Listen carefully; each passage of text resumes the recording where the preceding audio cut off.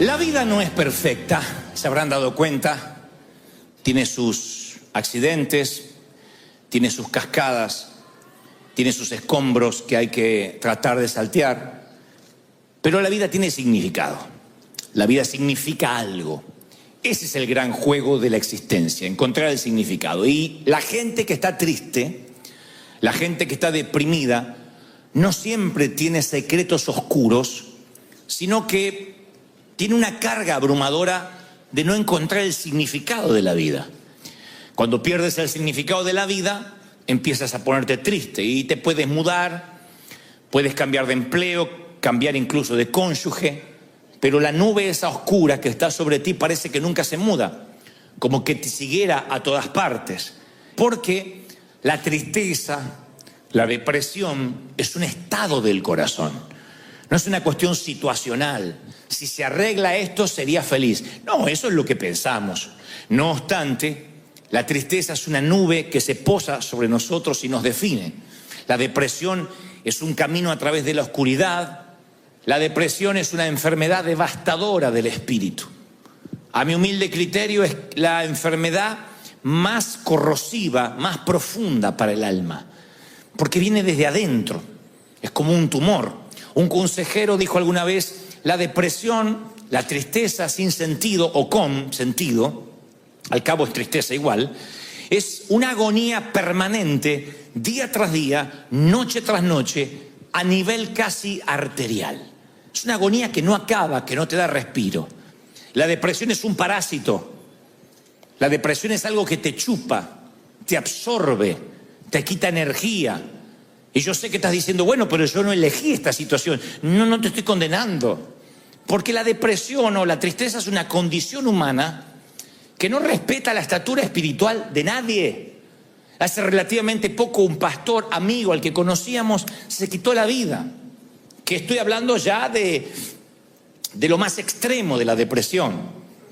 Pero todos sorprendidos, su esposa, sus hijos, porque decía: ¿cómo no lo vimos venir? Se suponía que un pastor no se deprime. ¿Cómo que no?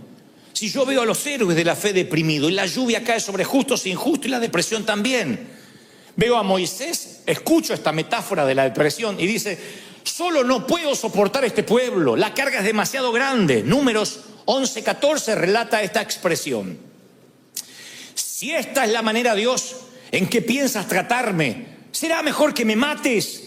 Hazme el favor y ahórrame la miseria. Este es Moisés pidiendo que Dios lo mate. No es una licencia poética que se hacía: moriré por tu amor, Romeo o Julieta. Acá quiere que Dios lo mate. Quieren que les busque otro similar. Elías. ¿Hay alguien más tremendo que Elías entre los mortales? Sin embargo, Elías dice: basta, Señor, quítame la vida, porque no soy mejor que mis abuelos. Primera de Reyes 19:4. Tocaron fondo los dos tipos. Sin embargo, Dios se reúne con ambos en el monte de la transfiguración. Los dos que tocaron fondo, en la melancolía más absoluta, se elevaron a la cima terrenal más alta que un ser humano jamás tuvo: estar a la par del Señor en el monte de la transfiguración. Moisés y Elías. Ahí están los dos potenciales suicidas. Ninguno de ellos se quitó la vida, claro, pero tuvieron ganas de que el Señor los matara, y ahí estaban validando Dios, que eran hombres de Dios, a pesar de la tristeza que atravesaron. Pero no es Moisés ni Elías el mayor ejemplo, sino Job. El libro de Job es toda una calamidad. Si lo leemos desde el primer capítulo, ninguna historia es más conmovedora que lo que se relata en Job. Desde el capítulo 1 y 2 ya nos enteramos que todo lo que poseía fue destruido y se quedó sin familia. Lo único que le quedó al principio es la esposa. Amorosa la chica. Un amor. Le dice: maldice a tu Dios y muérete. Lo instó al suicidio al viejo. Maldice a tu Dios y muérete, le dijo la mujer. Miren qué linda compañera de viaje, ¿eh? Pero Job supera las pérdidas físicas rápidamente. Lo que le preocupa a él, que es lo que nos preocupa a todos cuando pasamos tristezas, es la falta de respuestas. Job era un hombre millonario y supongo que era inteligente y podía hacerse de una fortuna otra vez. Pero no entiende por qué. ¿Por qué perdió todo? Si él no estaba en pecado, si él no metió la pata. A él le molestaba no entender por qué está pasando lo que pasa, como a ti. Ese es el quid de la cuestión. Vamos al meollo de por qué estás triste. Estás triste porque no entienden por qué te pasa lo que te pasa. Dice, ¿por qué Dios no me guió cuando me casé? ¿Por qué Dios no me guió cuando fui a ese empleo? ¿Por qué Dios no me guió cuando me mudé? Desde algo trascendental como compartir la vida con alguien. ¿O por qué Dios no me dijo que esa cafetera se me iba a romper? El difunto pastor Ray Steadman escribió: pocas cosas son más difíciles que soportar el sufrimiento sin sentido. Si uno pudiera ver la razón por la que tenemos que pasar lo que pasamos, lo soportaríamos más fácilmente. Pero los problemas sin sentido son algo corrosivo para nuestro alma. Claro, sin sentido aparente. Cuando no entendemos por qué nos toca una temporada por el hospital. Uno no lo entiende. A ver, capaz que como adulto sí. Pero un niño, ¿hay explicación por la cual ver a un niño sufrir? ¿Qué hizo el niño? ¿Qué tan malo pudo ser para merecer estar confinado a una silla de ruedas, a sueros, a respiración asistida? Entonces uno cuando se pregunta ¿por qué? Y se lo pregunta muchas veces como Job, uno empieza a perder la fe, uno empieza a perder la esperanza. Porque a medida que más se arraiga la tristeza, más se pierde la esperanza. Y sin el ancla de la fe, sin el ancla de la esperanza, es muy difícil revertir la situación. Por eso Job está paralizado y pregunta más de 6 veces en un capítulo: ¿por qué? ¿Por qué? El Señor Jesús pregunta a su Padre: ¿por qué me has abandonado? Y ni Job ni Jesús en ese momento reciben respuesta. El Hijo de Dios no recibe respuesta del Padre: ¿por qué me has desamparado? Job no las recibe en todo el libro, ¿eh? Dios no le responde por qué. Y por lo que veo, nunca lo supo. Y no está mal preguntar por qué. El problema es pensar que nos merecemos, que Dios nos debe una respuesta. Porque ahí es cuando cerramos nuestro corazón hacia Dios. Cuando ya no es una pregunta, sino una exigencia al Creador. Y decimos, Dios me debe una respuesta, Dios exige una respuesta. No somos quién para exigir respuesta, Dios es Dios. Dios sabe que no va a permitir más carga en ti que la que puedes soportar. Él no te va a dar más carga de la que tú puedas resistir. ¿Están conmigo, sí o no? Muy bien. Vamos entonces a las causas. Primero le voy a dar la patología y después la terapia para que se lleven a casa y vayan a la farmacia más cercana a reclamar el medicamento que les voy a recetar hoy. Pero vamos a las causas, porque alguno está pensando, pero yo tengo depresión o no. Bueno, vamos a las causas. Hay causas que son situacionales. O sea, esto es sencillo. Hay un vínculo muy fuerte entre lo que nos pasa y lo que sentimos. O sea, si te está yendo mal, vas a pasar momentos de tristeza y se te respeta. Si ves que el saldo del banco es muy inferior a las cuentas que tienes sobre la mesa, no vas a celebrar. No voy a pretender, sonríe, ¡ja, ja! Te llevan preso, aleluya. Ve con gozo a Collection, no pasa eso. Uno se entristece, ¿no? Uno choca el auto. ¿Quién choca el auto y dice, ¡ja, ja! ¡Bendecido! ¿Quién? A menos que estés entiquelado, te entristeces. Y dice, no, aunque lo pague el seguro, te entristeces.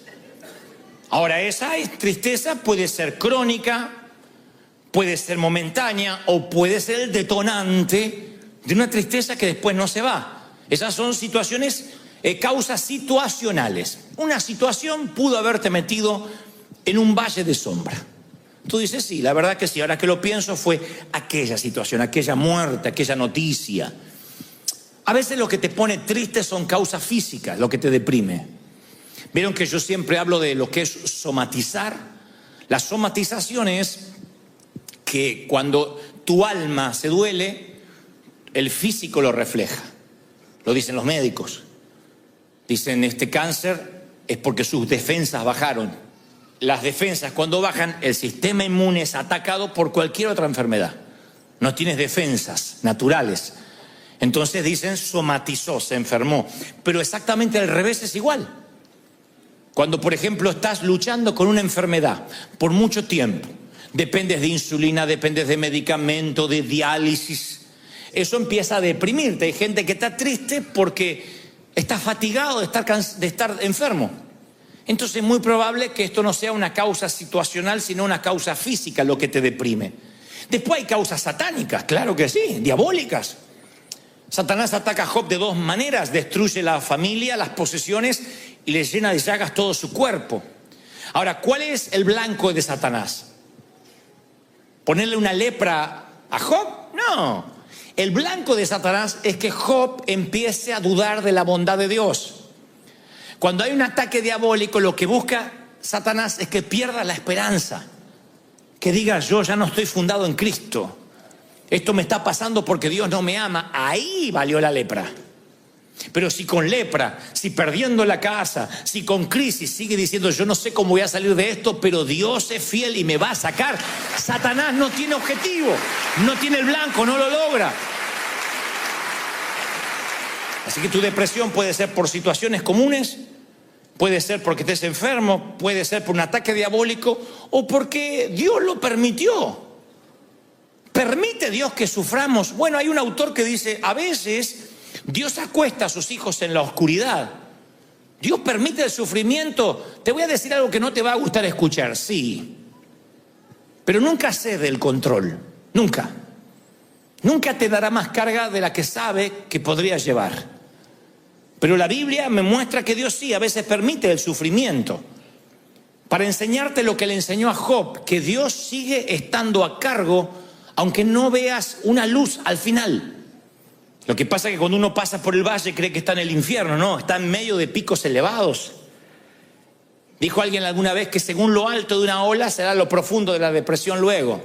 Se llaman bajones, lo viven los artistas, lo viven aquellos que están ante un gentío, un público, y después tienen que quedarse con su propia soledad. Y también lo viven los hombres de Dios, que a veces están en el pico más alto como Elías y después están deprimidos. Pero lo contrario también es real, que cuando uno va por valles, por sombras, el Señor me dice que te diga, no te preocupes, no vas a terminar ahí. Yo voy a elevarte a zonas elevadas, vas a ir a picos altos, te voy a bendecir, te voy a prosperar, te voy a levantar. ¿De verdad lo crees, sí o no? Muy bien. Ya más o menos vimos cuáles pueden ser las situaciones. Causas situacionales, físicas, ataque del diablo, permisos de Dios. Y entonces, ¿cuál es la terapia? ¿Cómo salimos de la depresión? ¿Quieren saber cómo salir de la depresión rápido, así, instantáneamente? Bueno, no hay manera instantánea de salir rápido, hay unos cuantos pasos. Hay algunos principios que son bíblicos. El primero, revela tu tristeza. Sé honesto, sé honesta. Job es un modelo de transparencia. Dijo Job, yo no puedo evitar hablar, le decía a sus amigos cuando estaba triste, ¿no? Debo expresar mi angustia, mi alma tiene que quejarse. Hay un momento que uno se cansa de ponerle buena cara a todo. Y está bien que a veces digas, sí, yo estoy triste, necesito que ores por mí. Este es un hospital del alma, no tienes que fingir. Puedes decir, estoy mal, me siento triste, ora por mí. La tristeza es parte de una de las 28 temporadas de Salomón. Así que está bien decir, estoy triste. Revela tu tristeza. Hay gente que dice, no, a mí me va todo por dentro. Te tragas eso y cuando esa amargura que no sale, se queda dentro. ¿Y qué hace? Una implosión. ¿Y saben lo que es una implosión? Es un edificio que se viene abajo hasta las bases. Una explosión sobrevives de una explosión, pero de una implosión no. Entonces no te tragues. Tienes una iglesia, tienes pastores, tienes gente amiga, dile, estoy triste, orá por mí. Porque a veces no le encuentro sentido, me siento que no valgo para Dios. Entonces, primer paso, los que están anotando la receta, habla, jetón, habla. Jetón dije. Segundo, resiste tu depresión.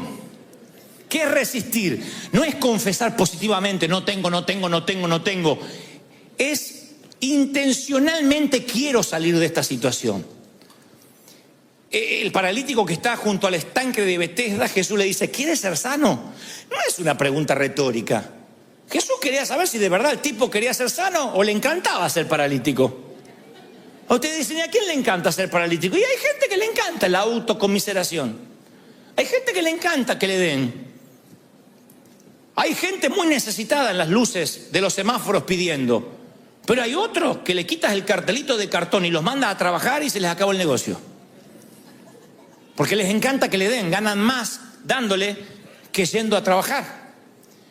Y hay gente que disfruta la tristeza, le encanta dar lástima y decir, no, es que yo me encanta estar así, me encanta que oren por mí, y ponen cara de borrego a punto de degollar y dice, oren por mí, estoy mal. Pero no estaba feliz, sí, pero se me fue la felicidad. ¿Quieres ser sano? ¿Quieren ser libres, sí o no? Pues una decisión. Uno tiene que decir, sí, yo quiero estar bien. Yo quiero estar sano, yo no quiero psicopatear a nadie. Porque algunos lo toman como el modo normal de vivir, un modo triste, no pueden sonreír. Porque dicen, ya me acostumbré a vivir así. Y el Señor dice, resístete, cambia la cara. Y algunos dicen, no, es que yo estoy alegre, pero no lo demuestro. Bueno, conecta las dos cosas, conecta un cablecito con la cara, porque no puede estar triste, alegre el corazón y la cara estar así. Tiene que haber algo que esté cortando ahí, un policía, la migra, algo. Sácalo. Pero que la cara demuestre que hay alegría en el corazón, que hay energía, que hay gozo. ¿Lo crees?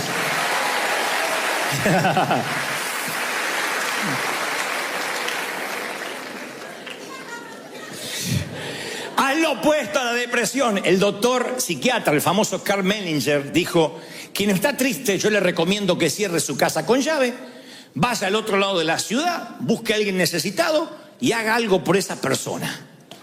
Eso te quita la tristeza. No te retires, no bajes los brazos, no te acurruques como un ovillito en la cama. No te hagas un ovillo. Dile, no, yo tengo que salir a trabajar. No dejes que el cómo te sientas controle tu estado de ánimo. Nunca dejes que la manera que te sientes te controle. Porque cuando pones al volante de tu automóvil tu emoción, la manera en que te sientas, eso va a dirigir tu vida. Yo no puedo permitir que las emociones manejen mi estado de ánimo. ¿Por qué? Porque soy el piloto de un avión. Imagínense que estás en el avión y sube el piloto. Ahí está. Me peleé con la bruja, mi mujer. No sé cómo voy a manejar hoy, Te baja rápido, dice tu abuela, que yo dependo de este. Entonces yo decía que el piloto esté bien. Porque te subes a su vuelo y te tiene que llevar a casa, a destino. Entonces tú no puedes permitir que las emociones determinen quién eres. Si tú no sientes la presencia de Dios, ve tu vida cristiana en fe. Ora, ofrenda, sirve, anima, ministra, porque dice la palabra, vivimos por lo que creemos y no por lo que vemos. 2 Corintios 5:7. Vivimos por lo que creemos y no por lo que vemos. Entonces yo vivo por lo que creo. A veces siento a Dios, a veces no lo siento.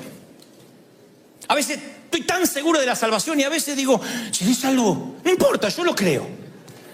A veces ofrendo sabiendo que viene la cosecha y a veces ofrendo dudando si viene la cosecha. No importa, yo vivo en fe, no permito que mis sentimientos manejen mi estado de ánimo. Me congrego con ganas y sin ganas.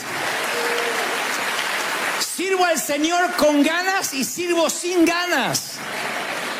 Ahora, Job llega al final de la vida y dice, Él sabe dónde yo voy.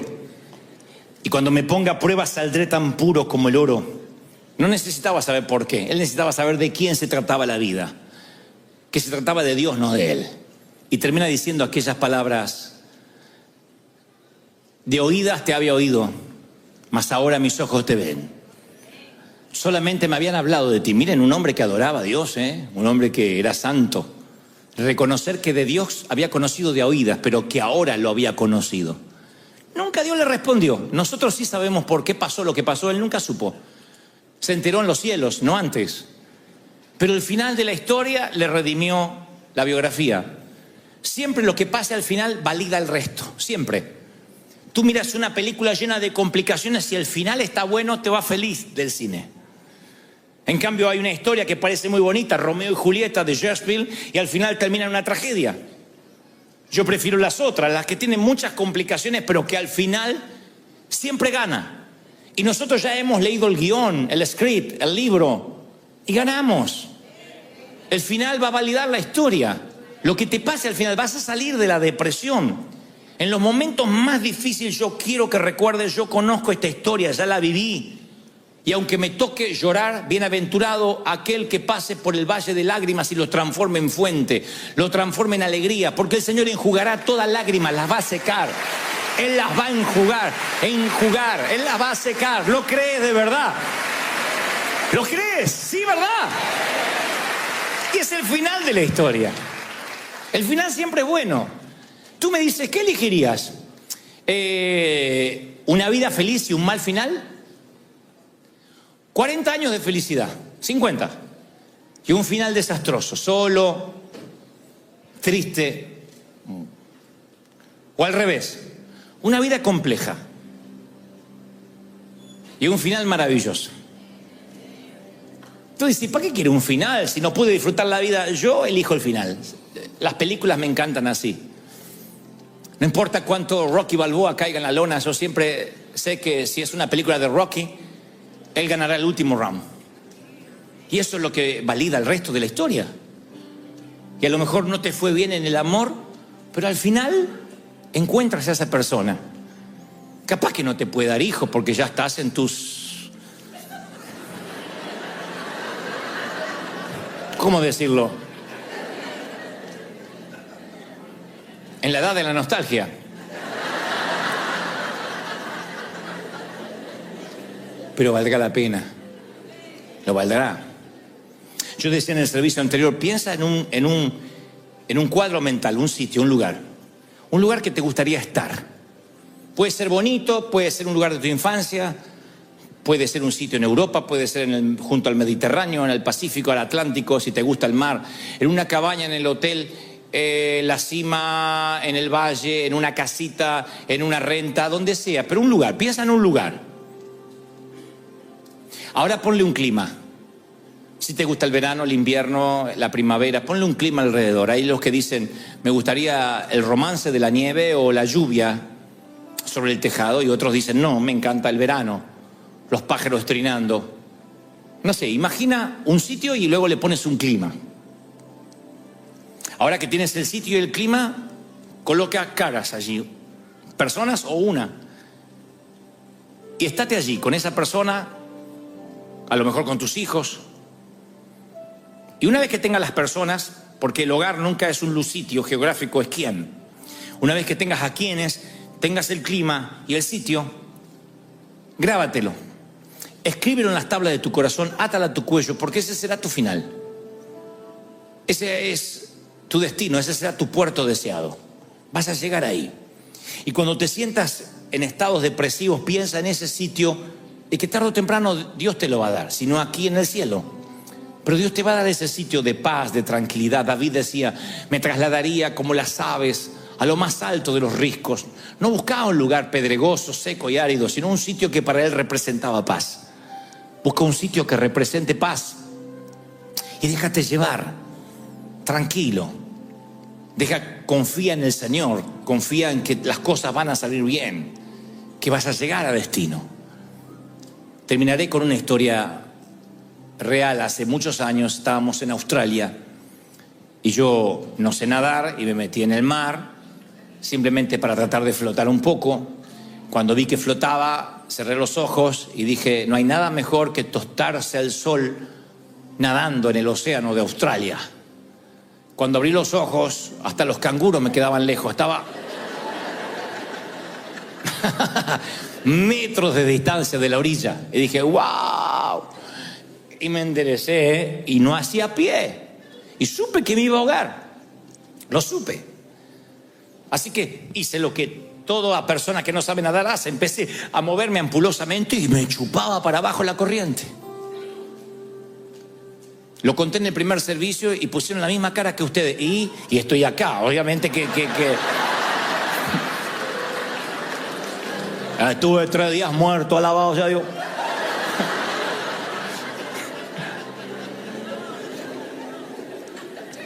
En un momento clamé al Señor, de verdad. Dije, Señor, ayúdame, ayúdame.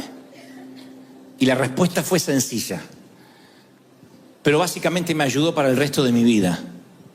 Quieto. Yo sentí el Espíritu Santo diciéndome, quieto, relájate. Y fue lo que hice, no podía hacer nada. Si me iba a ahogar, no iba a ahogarme braceando o haciendo esfuerzo, desgastando mi energía. Así que me quedé quieto. Y la marea, poco a poco, me fue llevando de vuelta a la costa hasta que volví a hacer pie. No olvidaré nunca más esa sensación. La marea simplemente me fue llevando, fue maravilloso. Me llevó hacia la arena. En vez de hundirme, la marea me llevó a casa. Todo se trata de confiar y esperar. Cuando estés triste, descansa en el Señor. Confía de que el final de la historia va a estar bien. Descansa y tu espíritu llegará a casa. Porque, damas y caballeros, todas las mareas del mundo conducen a Él.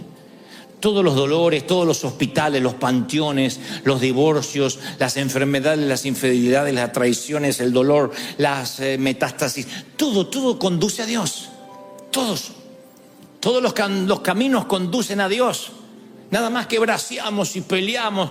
Descansa en Él, confía en Él, estate quieto y yo cuidaré de ti. Si Él cuida de las aves, cuidará también de ti. ¡Aleluya!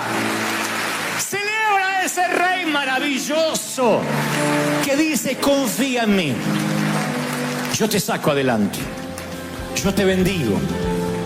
Yo estoy contigo. Más populares a la hora de predicar, pero es un modelo, Nehemías, de avivamiento. Recuerden que Nehemías es un hombre de Dios que está reconstruyendo los muros de Jerusalén, los muros de su ciudad que estaban en escombros. Él tiene un llamado especial de reconstrucción y ese es su ministerio, su talento, su don. Él está llevando adelante, liderando el proceso de reconstrucción del templo. Y en un momento el Señor les ordena a todos que se alegren, que haya un espíritu de gozo. Esto lo está diciendo Dios. El Señor lo dijo hace años y nos lo dice hoy, puesto que por eso están las Escrituras. Dice, id y comer grosuras, que es como decir, comer carne argentina. Comer buena carne. No, pues si no diría comer tacos. No. No dice pupusas. Dice grosuras. O sea, buena carne. Y beber vino dulce. Acá puede ser que sea un vino rosado, un Cabernet Sauvignon, no sé. Y envía porciones a los que no tienen nada para comer. Porque día santo es a nuestro Señor. No se pongan tristes, porque el gozo del Señor es vuestra fuerza, es tu energía. Fíjense que el Señor da la fuente de energía. Y te dice cuál es. Te dice que la fuente de energía es el gozo. Es lo que te mantiene enérgico, te mantiene joven, te mantiene vital. Dice, los levitas hacían callar a todo el pueblo, diciendo, callad porque es día santo. Y el Señor decía, no, alégrense. Y todo el pueblo se fue a comer y a beber y a obsequiar porciones, repartiendo comida. Y a gozar de grande alegría, porque habían entendido la palabra que les habían enseñado. Yo leía esto ayer y decía, Señor, ¿qué es lo que me quieres decir? Aparte de la carne argentina que Dios siempre nos habla, ¿no? Y el Señor me decía, nota las órdenes que yo di a mi pueblo. Una de ellas es, comed, bebed, alegraos, dale al que no tiene de comer. Los levitas decían, no, quédense callados, porque no hagan mucho alboroto, no hagan bulla, porque Dios es un Dios santo. Y Dios dice, no, yo quiero que hagan algarabía, que beban, que coman, que disfruten, que celebren, que le den porciones a los que no tienen con grande alegría, porque eso hace un pueblo que entienden la palabra que les fue enseñada. Luego, la Biblia narra que había otro gozo en el pueblo, y era el pueblo que celebraba alrededor del becerro de oro. Y el Señor dice, hay que conocer, hay que tener discernimiento para saber la diferencia entre el verdadero gozo y el regocijo carnal, porque Moisés desciende del monte de estar con el Señor y dice que veía un pueblo que gritaba, había alaridos fuertes, no era voz de alarido de débiles, dice la palabra en Éxodo 32, 18, sino voz de cantar oigo yo. Y Moisés dice, estarán celebrando al Señor, y cuando baja de la montaña, él ve el grito de la idolatría, ve un mover que no es genuino. Y la palabra dice que hay una diferencia entre el mover carnal, cuando uno está alrededor de un becerro de oro, y el mover del espíritu, cuando uno dice, no, yo entendí la palabra. Y tú dices, entonces, ¿cómo sé si mi alegría es genuina o mi alegría puede ser carnal, natural? Y este es el secreto. Yo quiero hablarles durante poquitos instantes lo que yo considero la felicidad de no tener nada. Es una felicidad típica, porque la felicidad siempre la relacionamos con que Dios nos bendiga, con que Dios nos dé, con que Dios nos provea. Pero hay una felicidad que uno obtiene no teniendo nada. Cuando pasas por la materia, por la estación de la vida, de alegrarte, de tener felicidad cuando no tienes nada, ese es el método para saber si tu felicidad es genuina y proviene de Dios o no. ¿Están siguiendo hasta ahí, sí o no? Cuando Dios decide que entren a la tierra prometida, a Dios le viene un conflicto, no un conflicto, pero le viene un debate, supongo, celestial. Dice, si los bendigo y les doy la tierra que les prometí, que fluye leche y miel, lo más probable es que este pueblo olvide de donde yo lo saqué. Ustedes dirán, bueno, es que Israel era un pueblo cabezón, era un pueblo duro, necio. No, así somos los seres humanos. Tan pronto Dios nos sana, tan pronto Dios nos bendice, la alegría con el correr de los días se nos empieza a ir. Porque solo alguien que olió la muerte tiene un gozo que después no se le va. Solo alguien que estuvo en las puertas del infierno en cuanto a enfermedad, en cuanto a un accidente, a una crisis, tiene un gozo extra que antes no tenía. Y ya no se preocupa por bobadas, no se preocupa por tonterías, porque realmente sabe lo que importa en la vida. ¿Soy claro o no? Entonces, Dios dice, si yo le doy a Israel lo que les prometo todo el tiempo, lo más probable es que se olviden de dónde yo lo saqué, que pierdan ese gozo y que tengan nada más que un gozo carnal. Si hay leche, si hay miel, si hay vino, si hay carne argentina, celebramos. El día que no hay, no celebramos. Entonces Dios tiene un método. Dice, esto es lo que van a hacer. Oigan, dice en Nehemías, por eso decía que Nehemías es un modelo de avivamiento. Presten mucha atención porque esto es magnífico. Dice, al día siguiente se reunieron las cabezas de las familias y Esdras, el escriba, para entender la palabra, la palabra de la ley. Y hallaron escrito, al leer, al predicar, que Jehová le había dicho a Moisés hace muchos años y que ya no se estaba haciendo, una costumbre que se había quedado arcaica, que ya no se hacía.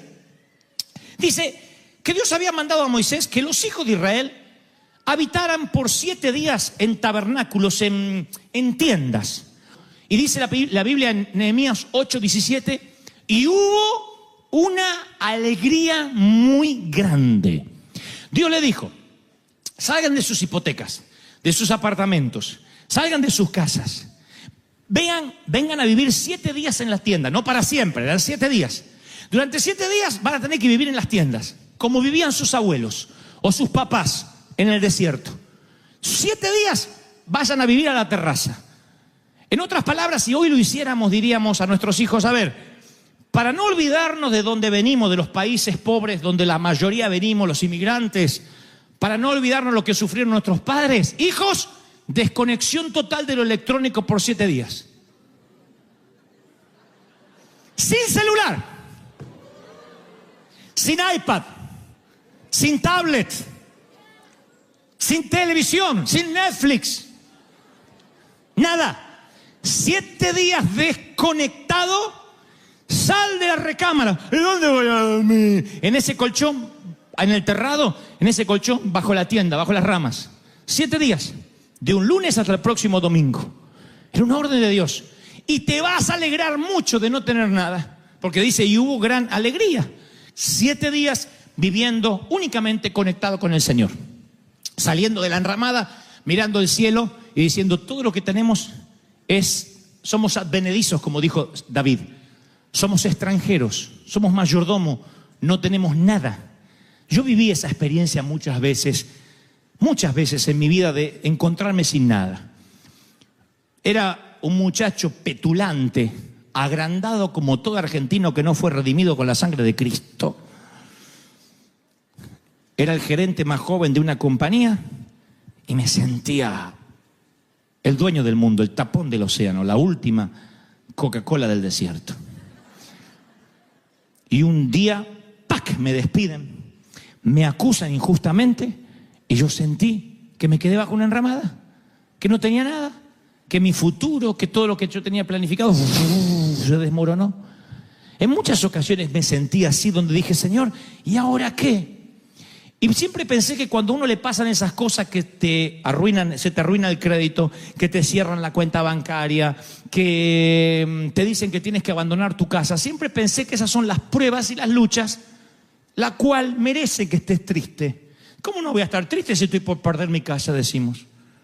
¿Y cómo que celebre? ¿De dónde voy a tener fuerza para celebrar si me dijeron que tengo cáncer? ¿Dónde voy a sacar fuerza para alegrarme si me quedé sin nada? Como decían los abuelos de antes, una mano atrás y una adelante. Nada.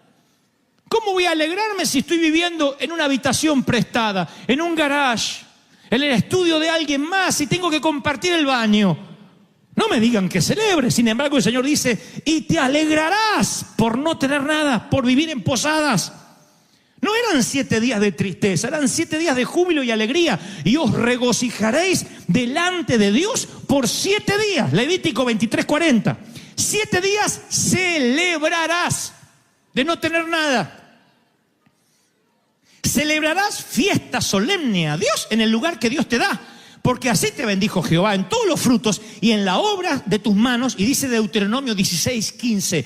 Y estarás verdaderamente alegre. Verdaderamente alegre.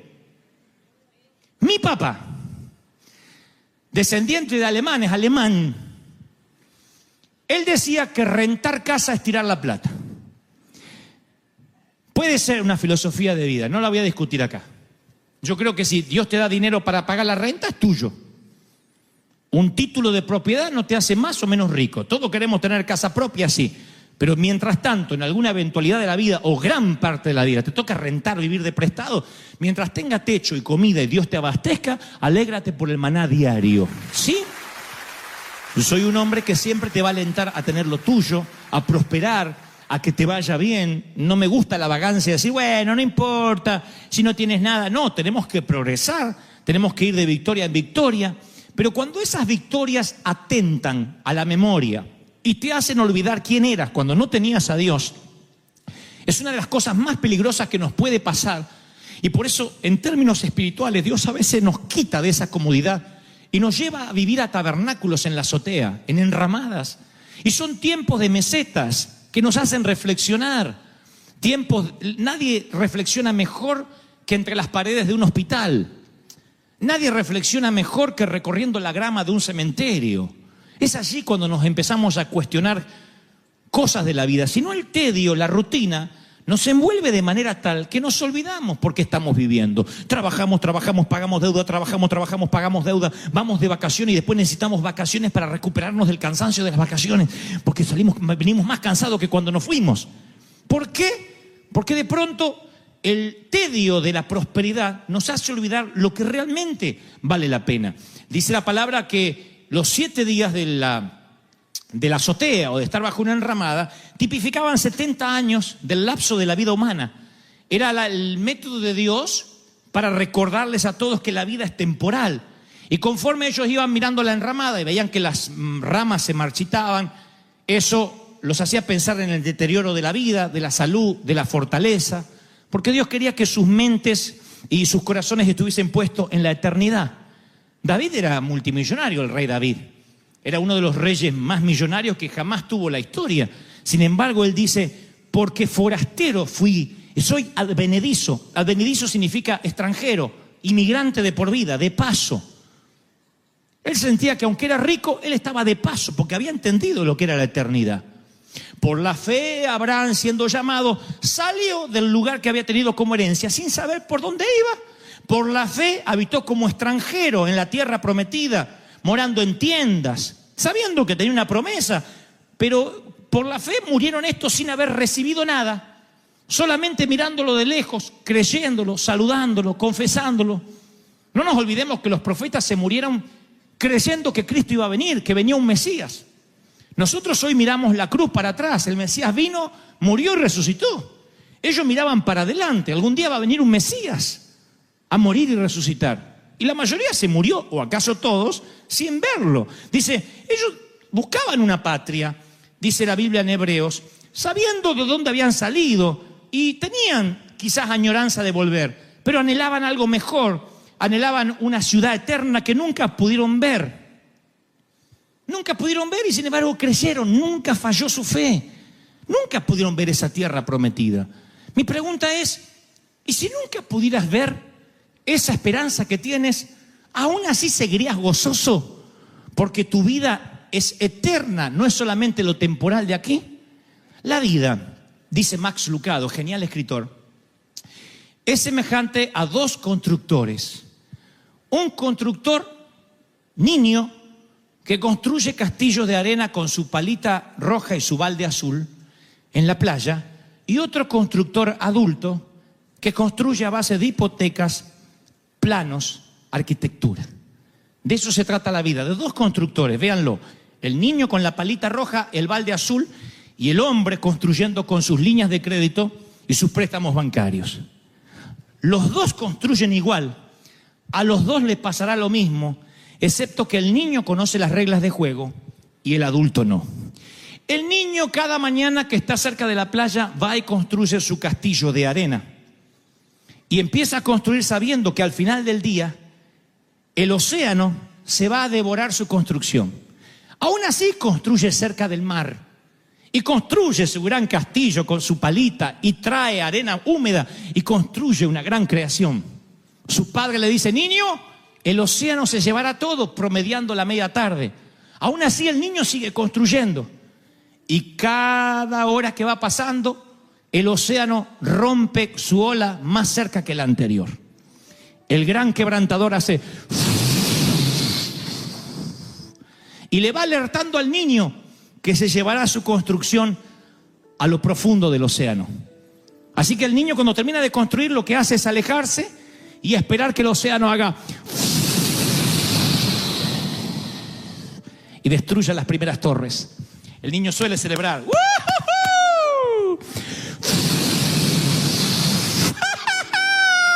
Ahora se lleva la torre más grande.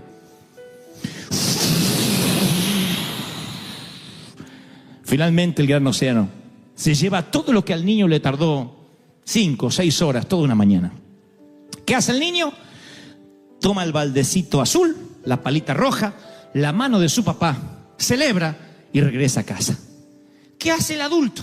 Construye casas, hipotecas, compra autos. Tengo que tener una casita propia. Y el océano, año tras año, que lo cumpla feliz.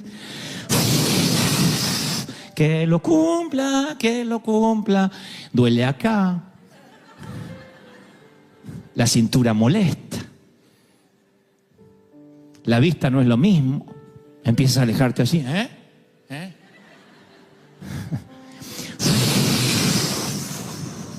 La vejez nunca llega sin avisar. La vejez es digna. Avisa año tras año y te dice, el océano se llevará todo lo que estás construyendo. Y eso no es para deprimirte. Eso es para saber que nada te pertenece. ¿Qué hace el adulto cuando finalmente el océano hace... Señor, tiene cáncer? Queda con puñados de arena mojada, maldiciendo el océano. ¿Por qué? Porque no sabía la regla de juego. Porque como el niño debiste haber aprendido que el océano se llevará todo lo que construyas. Eso es la vida. ¿Qué es la vida? Como neblina que aparece por la mañana y se disipa por la tarde. Eso es la vida, la hierba que crece y luego desaparece. Esto yo lo hablo en los funerales, porque hay un montón de gente que me mira como diciendo, ¿por qué a mí? ¿Por qué a él? ¿Por qué a nosotros? Habiendo tanta gente, ¿por qué hoy estamos en un funeral? Y yo les explico, nunca nadie te dijo que serías eterno en esta tierra. Desde que naces es un camino hacia la tumba. Entonces, si nos hacemos torpes, insisto, y nos olvidamos lo que tenemos, que es la vida, que es el día a día, ¿qué hace el Señor para que nuestra memoria no sea tan frágil? dice, de tanto en tanto vas a vivir en la azotea 7 días. Tal vez no sean 7 días, tal vez llevas 3 meses endeudado. Tal vez lleves 1 año que no puedes salir de ese pozo. Tal vez lleve 2 años y a veces decimos, Satanás me está atacando. ¿No será que Dios permite algunas cosas para refrescarte la memoria y no te olvides que su orden es? Y cuando no tengas nada, alégrate, pero regocíjate en serio, porque yo soy el Dios que te proveyó. Te provee y te va a proveer. Alguien tiene que decir amén. Y si Dios te mandara a vivir en chozas por 7 días, por 2 meses, porque Él sabe el peligro que se encuentran sus hijos cuando son siempre bendecidos. Él sabe que si nos consiente mucho, nos seducimos por el mundo y nos olvidamos de dónde Dios nos sacó. Hay un cántico de Moisés que predice la apostasía del pueblo de Dios una vez que prospera. Dice, pero el pueblo de Dios engordó. Está hablando en términos metafóricos, nadie se sienta mal. Y tiró patadas, coces, y se volvió incontrolable. Engordaste, dice una versión, te cubriste de grasa, Israel, y abandonaste a Dios y menospreciaste la roca de la salvación. Deuteronomio 32:15. Qué feo cuando Dios dice, te llenaste de grasa y te olvidaste del Dios que te mataba el hambre en el desierto. ¿Y saben qué hizo Dios con Israel? Nunca les entregó el título de propiedad. Nunca. Dice, porque Dios le promete a Israel darle la tierra de Canaán, pero nunca le entregó la titularidad. Se los prestó. Porque le dice Dios en Levítico 25:23, una de las leyes, la tierra no se venderá nunca, porque mía es. Vosotros sois extranjeros y forasteros. Solamente podían vender la cosecha. Dios dijo, la tierra es mía. Qué increíble. No sé si ustedes habrían prestado atención a esto, pero digo, qué increíble que Dios le promete una tierra que fluye leche y miel y finalmente llega a la conclusión, dice, ustedes no la van a vender nunca porque la tierra es mía. Esa promesa, creo, esa palabra, ese mandamiento no ha cambiado hoy. Dios dice, yo te voy a dar una compañía, pero la compañía es mía. Yo te voy a dar un matrimonio, pero el matrimonio es mío. Yo te voy a dar hijos, pero los hijos son míos. Entonces el Señor me dice que te diga que el problema no fue lo que te pasó en el banco, o con el empleo, o con las deudas. El problema es cómo reaccionaste cuando eso te pasó. Y el Señor me dice que te diga que no le gustó cómo reaccionaste. Porque tomaste los puñados de arena. ¿Por qué? Y Dios dice, ¿qué obligación yo tengo de prosperarte y bendecirte? ¿Qué? ¿Dejas de adorarme? ¿Tu gozo depende de eso? ¿Del castillito de arena? ¿Pensaste que te ibas a llevar algo? A esta edad, dicen algunos, no puedo volver a empezar. ¿Y por qué no? ¿Sabe la edad que tenía Abraham cuando Dios le dijo, deja todo y sígueme por fe donde yo te voy a decir? ¿Cómo le explica eso a la esposa de uno? No sé cuántos están casados, pero ¿cómo uno le explica eso a la mujer? Dios me habló anoche y nos tenemos que ir. ¿A dónde, viejo? Abraham dice, no sé. Dios me dijo que dejemos todo y que nos vayamos, que Él nos va a bendecir. Miren qué grado de fe. Con razón Abraham es un héroe de la fe.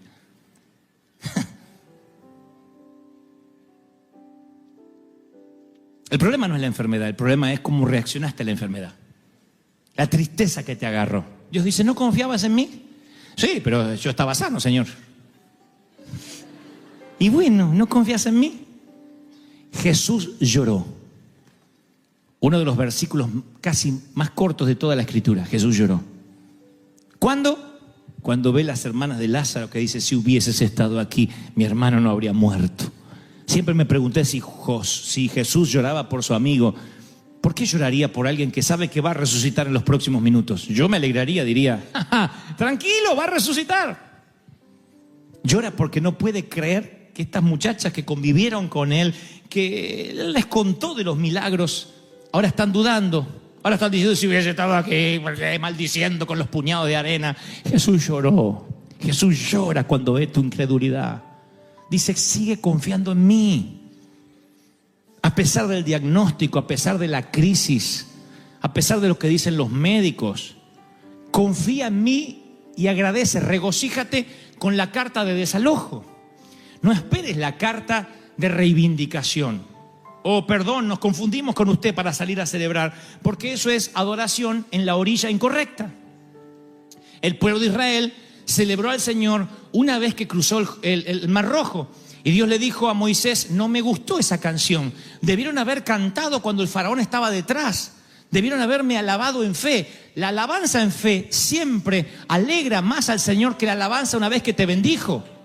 Entonces yo creo que el Señor, mal valga el ejemplo, digo, cuando Él ve que te alegras igual, cuando dice yo me voy a contentar igual, no tengo, pero me voy a alegrar con lo que Dios me dio. Bueno, no puedo cambiarme la ropa todos los días. Bueno, no puedo comer lo que quisiera comer, pero vamos a alegrarnos igual. No hay regalo para los chicos en esta Navidad, pero aunque sea, vamos a poner, no sé, una galletita, algo chiquitito, simbólico, y los niños se alegran igual, en vez de decir, y mi iPad, en vez de decir eso.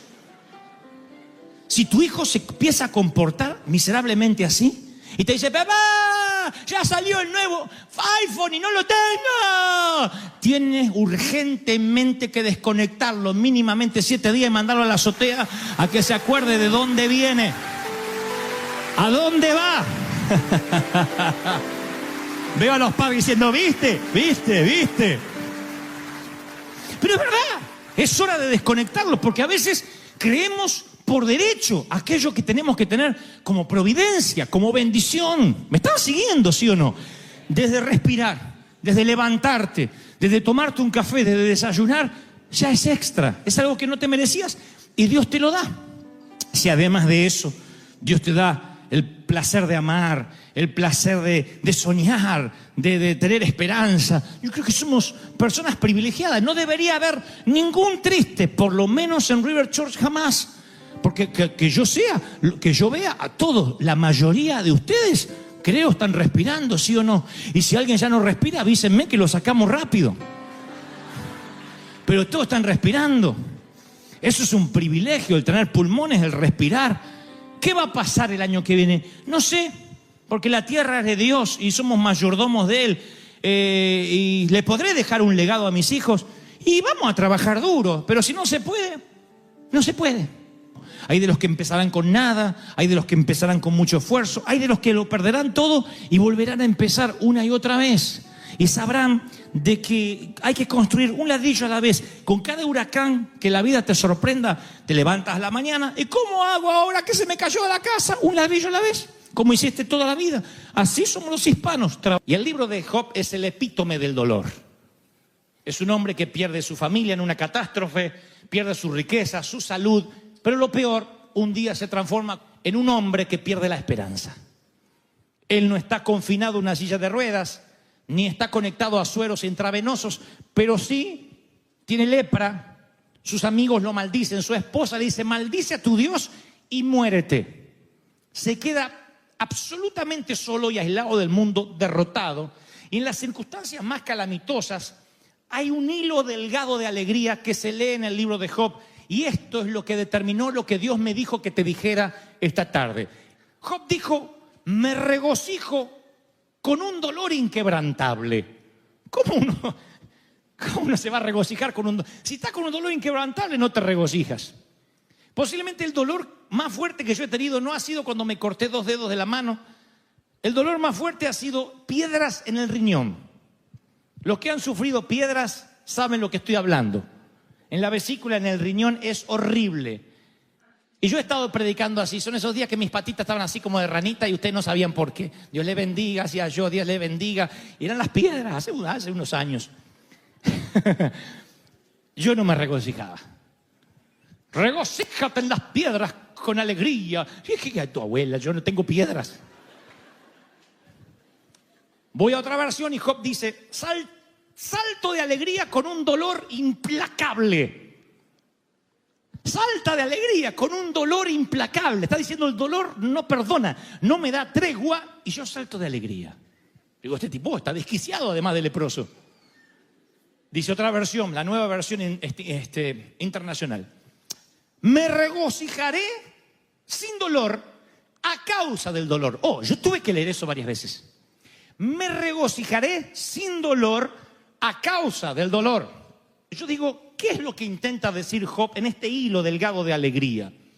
La palabra hebrea, para definir esa palabra alegría, aparece solo una vez en las Escrituras, esa palabra que Job usa, y habla de una alegría extraña. No es una alegría que niega la realidad, es una alegría que simplemente está diciendo, estoy bailando sobre la decepción. A pesar de tener todo a mi favor para poder estar triste y deprimido, yo voy a decir, no hay dolor, no hay dolor, no hay dolor. Y voy a continuar. Eso es lo que Job intenta decir. Así que le digo, Señor, revélame qué más dice las Escrituras respecto a esta alegría en medio del dolor, porque sé lo que ustedes sienten cuando un pastor te dice, hermano, el Espíritu Santo te va a consolar porque tu padre falleció, tu madre ya no está, vamos, fortalécete. Tú dices, sí, yo sé, pero ¿qué hago con el dolor? Y el luto se te instala en lo más profundo de tu corazón. La decepción, la traición, la muerte. De pronto, como un intruso, aparece en nuestras vidas y nos causa tanto dolor que no hay palabras que nos puedan levantar. Job está viviendo esa situación y aún así dice que logra regocijarse. ¿Ustedes recuerdan a José? Estuvo 17 años de sufrimiento, vendido por sus hermanos, y a José ese dolor le valió un posgrado de empatía. Porque cuando él estaba en la cárcel, él que era un adolescente, por lo que leo en las Escrituras, vistiendo una ropa cara, el mimado del papi, 17 años después está en la cárcel y tiene empatía y ve el dolor en un prisionero que está abatido, y eventualmente ese dolor que ve en el prisionero que está con él salvaría a 2 naciones. El dolor es el mejor profesor de teología que jamás puedas conocer. Es un entrenador de la vida. Cuando te dueles, identificas en qué necesitas crecer, qué necesitas sanar.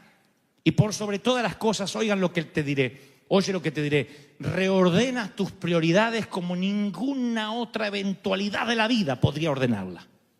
El dolor te otorga un posgrado, te enseña, te reorienta.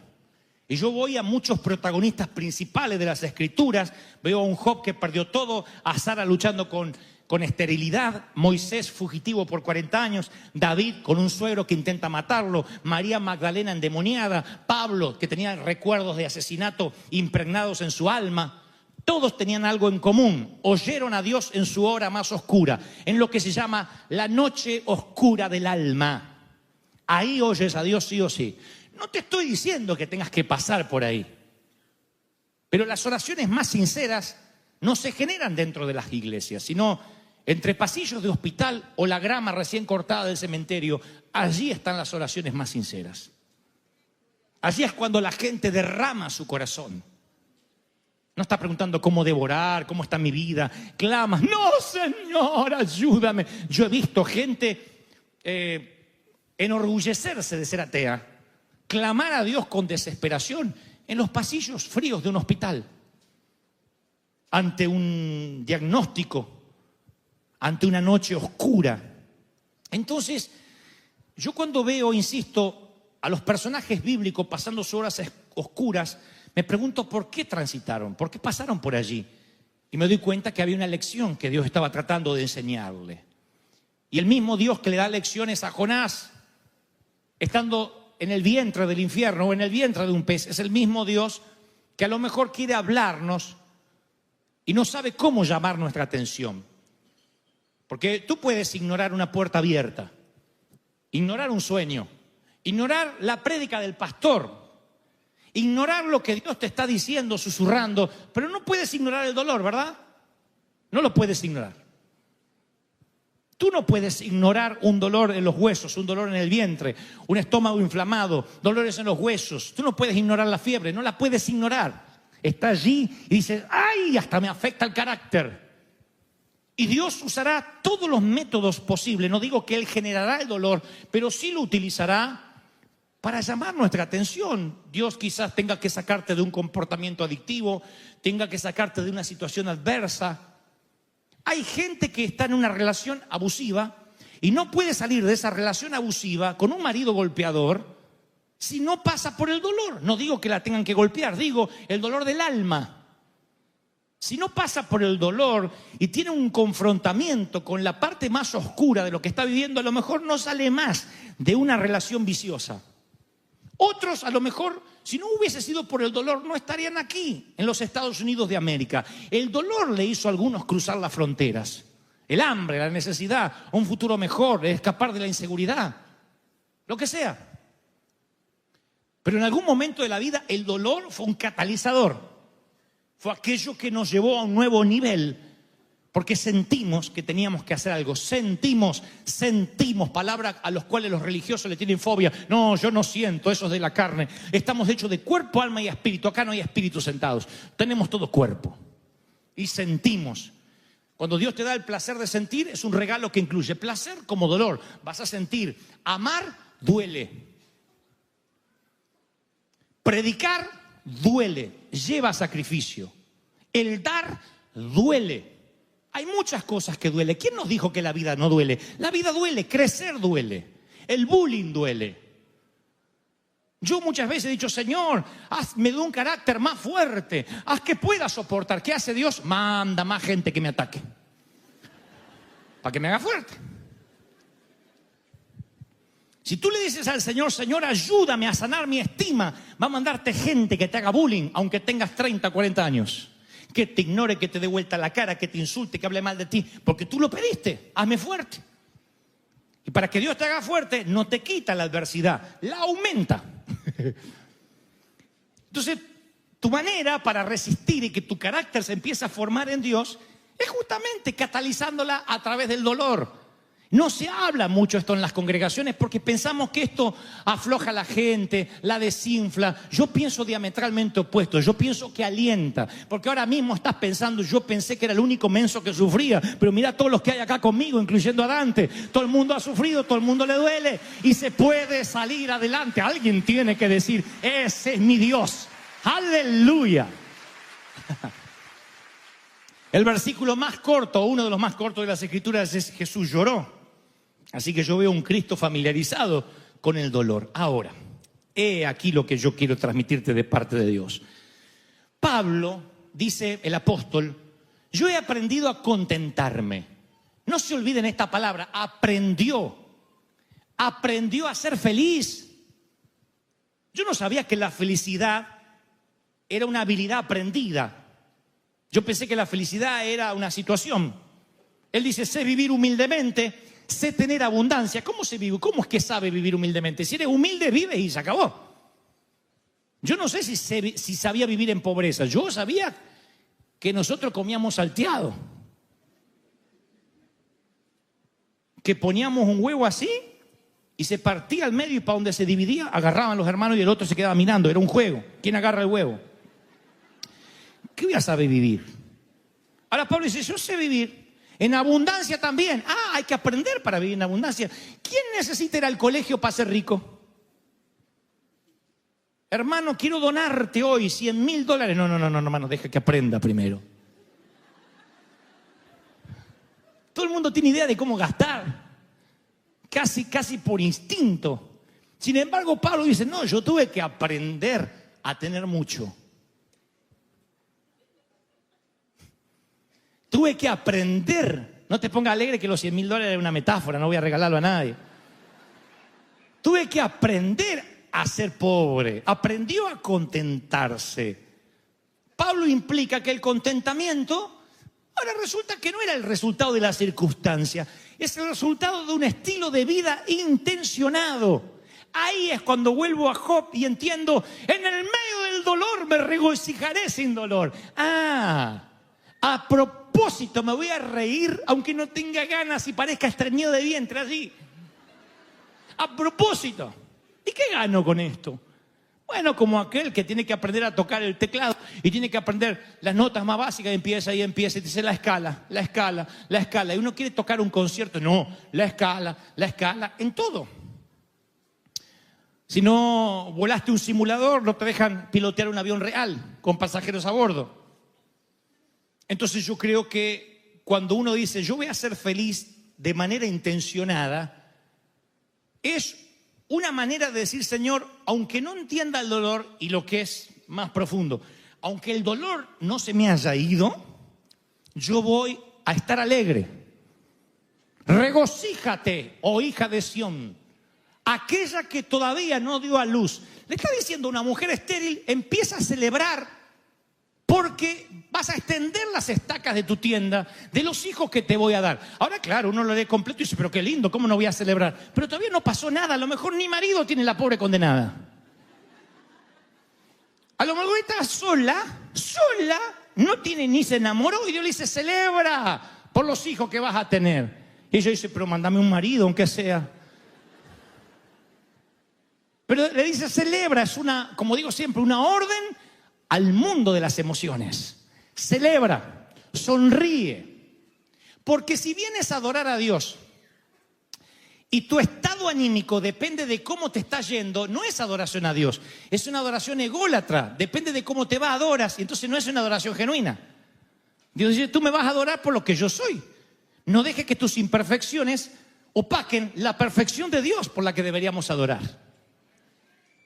Tú tienes y yo tengo que adorar a Dios aunque me vaya mal. Y tú dices, ¿qué gana voy a tener de adorar a Dios? Y Dios dice, ¿que entonces me adorás cuando te va bien? Dios no prostituye su bendición. Dios no necesita que tú le adores porque Él te da un beneficio. Dios dice, tú vas a adorarme por lo que yo soy.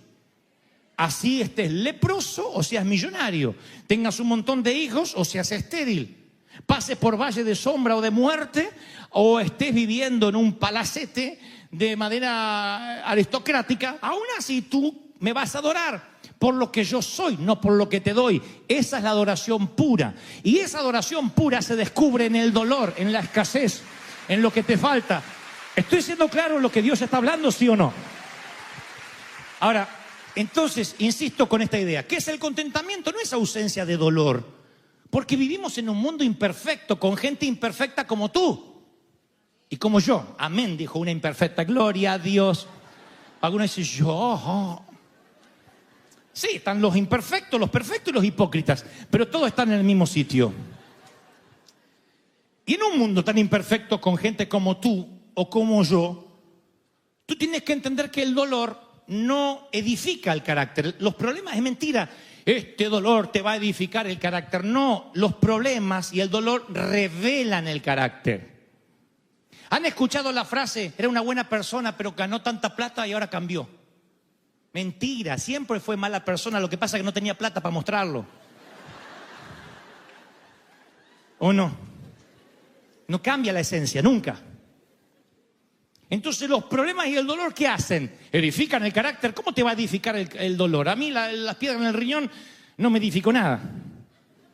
¿Qué hicieron las piedras en mí? Revelaron mi carácter. Me enseñaron a seguir predicando, a no correrme del lugar, a no decir, bueno, me tomo unas vacaciones, falto, a honrar el compromiso que hice con el Señor. Entonces reveló mi carácter. También reveló otras partes de mí. Sacó cosas de mí muy oscuras que yo no sabía que estaban ahí. Me revolcaba así por la alfombra y me dolía todo. Me acuerdo que Liliana iba manejando y se decía, ¡para! Iba manejando, agarraba una piedrita y ¡ay, Señor! Y yo, ¡ay! Decía, Señor, llévame, no quiero vivir. Hasta que llegaba a la iglesia, a la catedral, y ahí tenía que predicar. Mi carácter fue expuesto por el dolor. Uno descubre quién es cuando pasa por valle de sombra y de muerte. Tú tienes que decidir qué hacer con esos descubrimientos. Puedes reaccionar con ira, con desaliento, con negación, y no vas a poder reconstruir nada. O dices, wow, mira todo lo que Dios tiene que hacer conmigo. Hace unos años atrás, varios, yo venía manejando y me había propuesto usar el recorrido que yo tenía desde Buenos Aires hasta casa, hasta el lugar donde trabajaba, que era un seminario bíblico, que era largo, me agarraba unos trancones en el tránsito, escuchar prédicas, y si no tenía ganas de escuchar mensajes, alabanza, adoración. Y un día se me cruza un camión así, y tenía esas piedritas que hacen de relleno, y una hace tin, tin, tin, tin, ping, y me parte el parabrisas. ¿Vieron Hulk cuando le sale así los músculos verdes? Salió un gusano de dentro mío. Empecé a perseguir al camionero, no sé para qué, como los perros que siguen las ruedas, después no saben qué hacer. Pero empecé a seguir al camionero. ¡Ay, me para al lado! ¡Dije, ¡me rompí! Y me hace... ¡Ah! Había palomas del espíritu adentro que hicieron, ¡pum, pum, pum! Volaron todas. Buitres bajaron arriba de mi auto. Me estacioné y miré. Digo, desgraciado, me partió el parabrisas, todo el parabrisas, una piedrita. Dije, ¡ah! ¡Ah! Y me enojé tanto. Y ahí descubrí que mi seminario bíblico tenía algunas fisuras.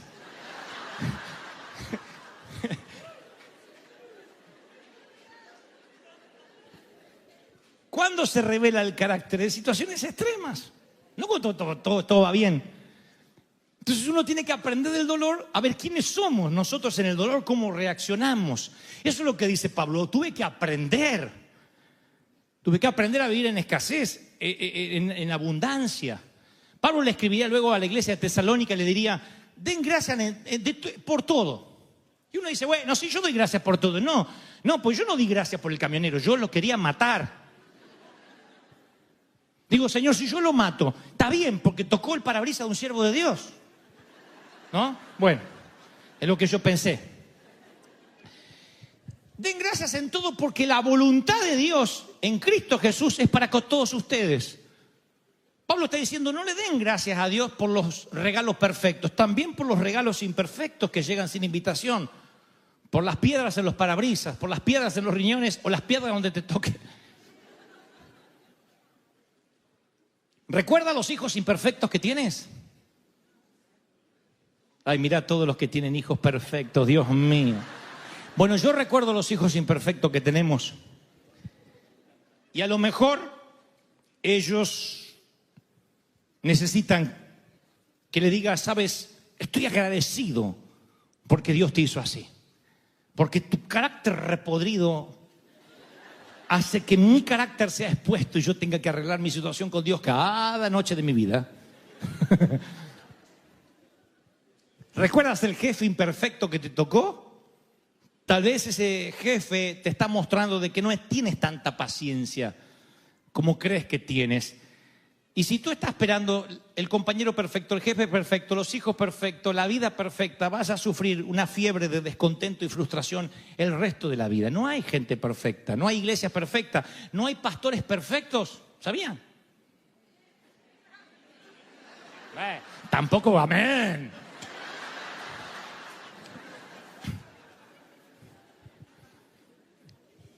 La felicidad y el contentamiento es una actitud de vida. Y Pablo dijo, tú tienes que alegrarte por todo. Y tú dices, bueno, pero Pablo no sabe en el matrimonio en el que estoy. Pablo no sabía el niño que me tocó. Pablo no sabe que yo paso por dolores crónicos. ¿Qué sabe Pablo de mi sufrimiento? Todo lo que Pablo escribió, posiblemente lo hizo entre cadenas. Eran los tiempos que él tenía de sosiego para decir, voy a escribir cartas porque no me queda otra cosa. Estoy preso y en cadenas. Pablo no era un aristócrata que se iba a una cabaña frente al océano a escribir un libro, ¿eh? Y Pablo dijo, no os afanéis, porque el Señor dijo, no os afanéis diciendo qué comeremos, qué beberemos, qué vestiremos. Esto lo dice el Señor Jesucristo. Porque vuestro Padre sabe que tenéis necesidad de todas estas cosas. Busquen primeramente el reino de Dios y todo lo demás será añadido. Jesús dice, como Pablo, el contentamiento es el producto de una vida enfocada en Dios. Cuando te enfocas en Dios, tú puedes estar en cadenas, pasándola mal, pero tú dices, con lo mucho, con lo poco, yo voy a aprender a alegrarme. Pero si tu gozo está regulado por tu cuenta bancaria, eres tan pobre y tan miserable que lo único que podrás amasar es una fortuna. Serás tan pobre que lo único que tendrás es dinero, si tu vida está regulada por lo que acumulas en el banco. Tiene que haber algo más que supere tus cuentas bancarias.